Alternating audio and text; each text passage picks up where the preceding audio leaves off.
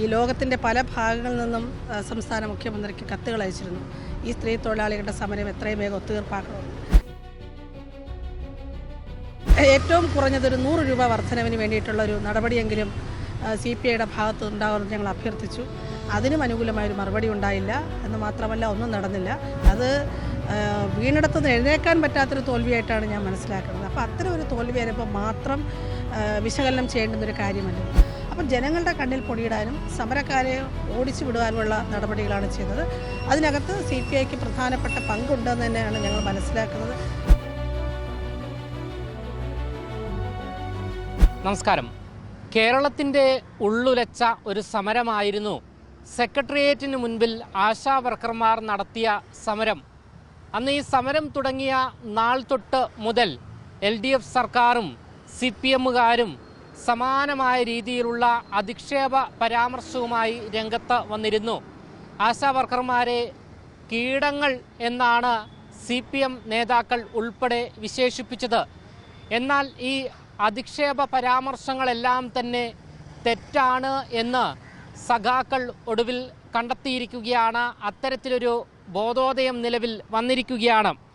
ഇക്കഴിഞ്ഞ ദിവസമാണ് ആശാ വർക്കർമാരെ അധിക്ഷേപിച്ചത് വലിയ തെറ്റാണ് എന്ന് CPI നേതാവ് പറഞ്ഞിരിക്കുന്നത്. അദ്ദേഹം പറഞ്ഞത് ഇങ്ങനെയാണ്: ആ ഒരു അധിക്ഷേപം നടത്തിയത് വലിയ തെറ്റാണ്, സമരം നേരിടുന്നതിൽ പിഴവുണ്ടായി, തോൽവിക്ക് പിന്നാലെയാണ് ഇത്തരത്തിൽ CPI നേതാവായ ബിനോയ് വിശ്വം ഈ ഒരു വാക്ക് പറഞ്ഞിരിക്കുന്നത്.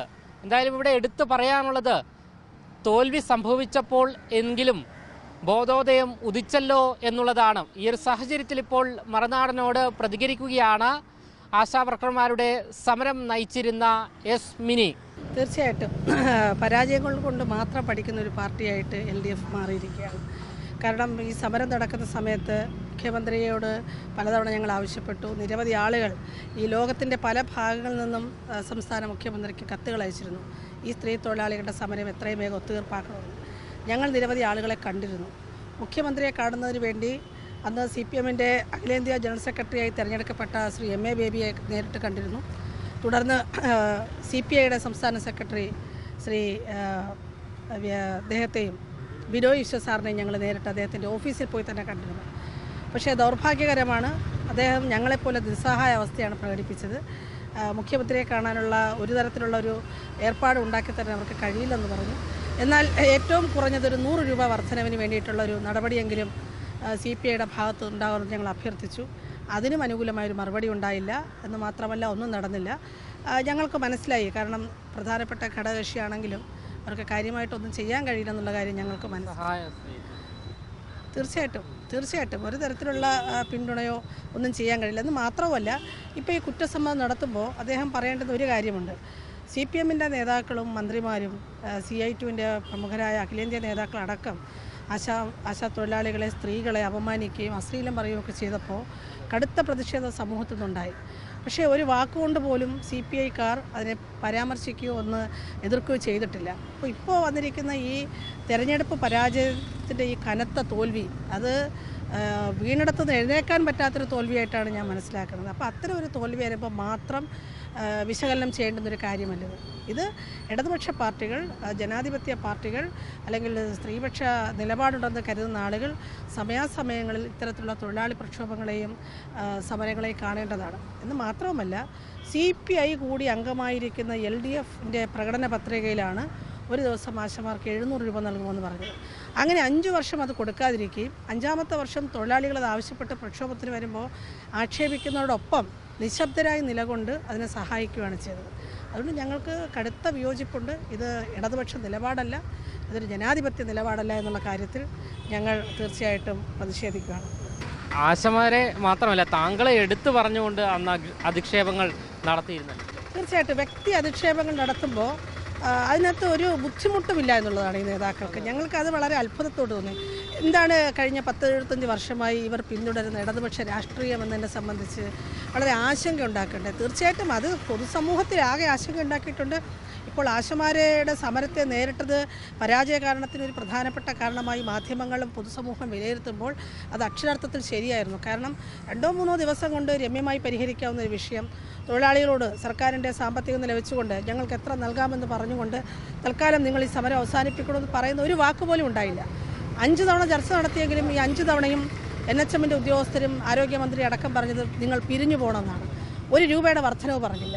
പിന്നീട് ഒരു കമ്മിറ്റിയെ തട്ടിക്കൂട്ടി കമ്മിറ്റി ഉണ്ടാക്കി. ആ കമ്മിറ്റിയും യാതൊരു നിർദ്ദേശവും വെക്കാതെയാണ് പോയത്. അപ്പം ജനങ്ങളുടെ കണ്ണിൽ പൊടിയിടാനും സമരക്കാരെ ഓടിച്ചു വിടുവാനുമുള്ള നടപടികളാണ് ചെയ്യുന്നത്. അതിനകത്ത് CPIക്ക് പ്രധാനപ്പെട്ട പങ്കുണ്ടെന്ന് തന്നെയാണ് ഞങ്ങൾ മനസ്സിലാക്കുന്നത്.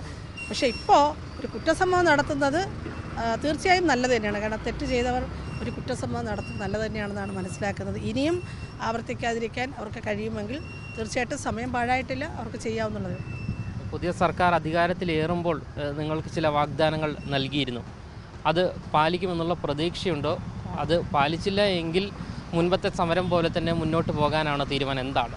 തീർച്ചയായും ഞങ്ങൾക്ക് വളരെ വലിയ പ്രതീക്ഷയുണ്ട്. കാരണം ഭരിച്ചുകൊണ്ടിരുന്ന ഇടതു മുന്നണി ഒഴികെ മുഴുവൻ ആളുകളും ഈ സമരത്തിൽ ഉന്നയിച്ചിരിക്കുന്ന ഡിമാൻഡുകൾ സമ്പൂർണ്ണമായും അംഗീകരിക്കണമെന്ന് അഭിപ്രായമുള്ള ആളുകൾ തന്നെയാണ്. അത് എല്ലാ രാഷ്ട്രീയ പാർട്ടികളും മറ്റ് മത സാമുദായിക സംഘടനകളും വ്യക്തികളും പ്രസ്ഥാനങ്ങളും എല്ലാം അത് ഏറ്റുപറഞ്ഞതാണ്. ഭരിച്ച ഗവൺമെൻറ്റിന് മാത്രമാണ് പിടിവാശി ഉണ്ടായിരുന്നത്. ഞങ്ങളതിന് പിടിവാശി എന്നേ പറയുള്ളൂ. കാരണം ആശമാർ സമരത്തിലിരിക്കുമ്പോൾ ഒരു 100 രൂപ തരാത്ത ഗവൺമെൻറ് ഇന്നിപ്പോൾ കണക്ക് പുറത്തു വരുന്ന പ്രകാരം ഏതാണ്ട് 200-ലേറെ കോടി രൂപ പരസ്യത്തിന് മാത്രം ചെലവഴിച്ചു എന്നുള്ളതാണ്. ബാക്കി ധൂർത്തുകൾ മറ്റ് കോടികളാണ്. അപ്പോൾ അങ്ങനെ ഖജനാവിൽ നിന്ന് പണമെടുക്കാൻ, ധൂർത്തിന് പണമെടുക്കാൻ ഉണ്ടായിരിക്കുകയാണ് തൊഴിലാളികൾ പണി ചെയ്തവർക്ക് കൂലി കൊടുക്കാറുള്ളത്. അപ്പോൾ അങ്ങനെ നടന്നൊരു സംഭവത്തിൽ ഇടതുമുന്നണി ഒഴിച്ച് ബാക്കി മുഴുവൻ ആളുകൾ പറഞ്ഞിരുന്നു. അന്ന് UDFൻ്റെ കൺവീനർ അടക്കം സമരപ്പന്തലിൽ നേരിട്ട് വന്ന് അവർ യോഗം ചേർന്നെടുത്തൊരു തീരുമാനമാണെന്ന് പറഞ്ഞുകൊണ്ട് UDF കൺവീനറും അന്ന് പ്രതിപക്ഷ നേതാവ് ശ്രീ രമേശ് ചെന്നിത്തല സാർ തുടങ്ങി എല്ലാ നേതാക്കളും സമരപ്പന്തലിൽ വന്ന് പ്രഖ്യാപിച്ചതാണ് തങ്ങളടുത്ത അധികാരത്തിൽ വന്നാൽ ഓണറേറിയം കൃത്യമായി വർദ്ധിപ്പിക്കുമെന്നുള്ളത്. അത് ആദ്യ ക്യാബിനറ്റിൽ വർദ്ധിപ്പിക്കുമെന്നാണ് പറഞ്ഞത്. ഞങ്ങളതിനകത്ത് പൂർണ്ണമായ പ്രതീക്ഷ വെക്കുകയാണ്. തീർച്ചയായിട്ടും, കാരണം അത് ന്യായമായ കാര്യമാണ്. 700 രൂപ കൂലിയെന്ന് പറയുന്നത് അന്യായമല്ല.